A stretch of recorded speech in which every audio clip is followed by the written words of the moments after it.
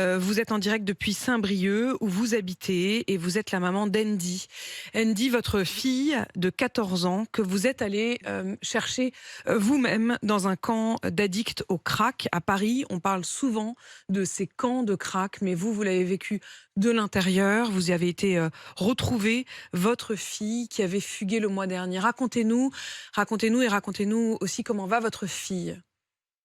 Oui, tout à fait. Donc, lundi dernier, hein, une fois qu'on avait localisé Andy dans ce camp-là, grâce, bien sûr, à des associations qui étaient sur place, association méditerranéenne et collectif Paris Anti-Crack, qui nous ont aidés donc à récupérer notre fille, qui est revenue du coup sur Saint-Brieuc et pour qui une prise en charge hospitalière a été mise en place pour déjà le sevrage et qu'elle puisse se reposer.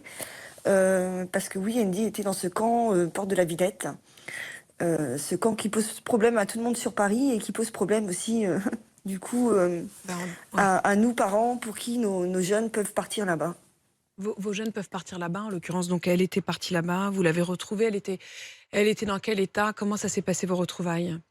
Donc là, cette fois-ci, parce que Andy est là, c'était pas la première fugue, hein, donc cette fois-ci, elle était, plutôt, alors elle pleurait, donc à la fois, je pense qu'elle était soulagée de nous voir. Elle a pas réagi dans la violence, elle est plutôt venue vers moi et à la fois, elle était quand même un petit peu, révoltée puisqu'il n'y aurait plus eu ce produit-là. Je pense qu'elle avait conscience que c'était terminé cette fois-ci. Donc dans un état quand même, elle avait perdu 10 kilos en 3 semaines. Faut savoir que c'est des personnes qui ne mangent pas à leur faim, qui vivent dans une hygiène, catastrophique quand même, hein. Donc une odeur, hein, ils vivent dans des tentes, c'est vraiment le camp, qu'on voit à la télé, qu'on ne pense pas que ça existe en France et surtout à Paris. On n'imagine surtout pas une seule seconde, j'imagine que son enfant, on voit nous ces camps de l'extérieur, on en parle, mais vous l'avez vécu de l'intérieur, c'est votre enfant.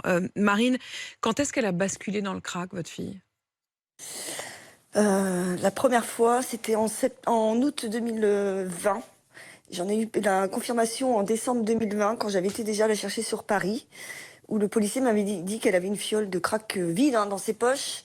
Mais il s'avère que quand on est parent, je crois qu'on n'arrive pas à accepter et on n'arrive pas à accepter que son enfant prenne ces produits-là, en fait. Mmh. Après, c'est vrai, les retours à Saint-Brieuc, il y a pas ces produits-là, enfin, moins facilement ici. Donc c'est vrai qu'elle a pu, se sevrer un petit peu. Après, alors excusez-moi, l'année dernière, en 2021, septembre 2021, quand je l'ai Oui, récupérée, là déjà, elle était à Porte d'Aubervilliers. Mmh. d'accord. Donc elle était déjà dans une grande consommation. Mmh. Mmh. Et c'est vraiment là où elle a consommé énormément de crack. Mmh. Parce qu'auparavant, elle a dû commencer par le cannabis, cocaïne, et on ne sait pas ce qui s'est passé. Elle s'est retrouvée dans ces camps-là. Mmh. Les choses se sont faites, en fait, c'est comme un passage que vous n'avez pas réussi à arrêter. Est-ce qu'aujourd'hui, vous vous C'est ça. sentez entourée? Est-ce que vous avez, l'impression que vous allez réussir à la sortir? Est-ce qu'elle en a la volonté? Alors, on a l'impression, autant, alors comme nous dit l'hôpital, elle ronchonne, mais elle ne refuse pas les soins. Mmh. Après, elle connaît déjà l'équipe, et moi, c'est vrai, alors l'avantage, on peut dire que ici l'équipe, professionnelle, hein, autant l'ASE que le juge des enfants, que les associations sur Saint-Brieuc, étaient prêtes à accueillir Andy.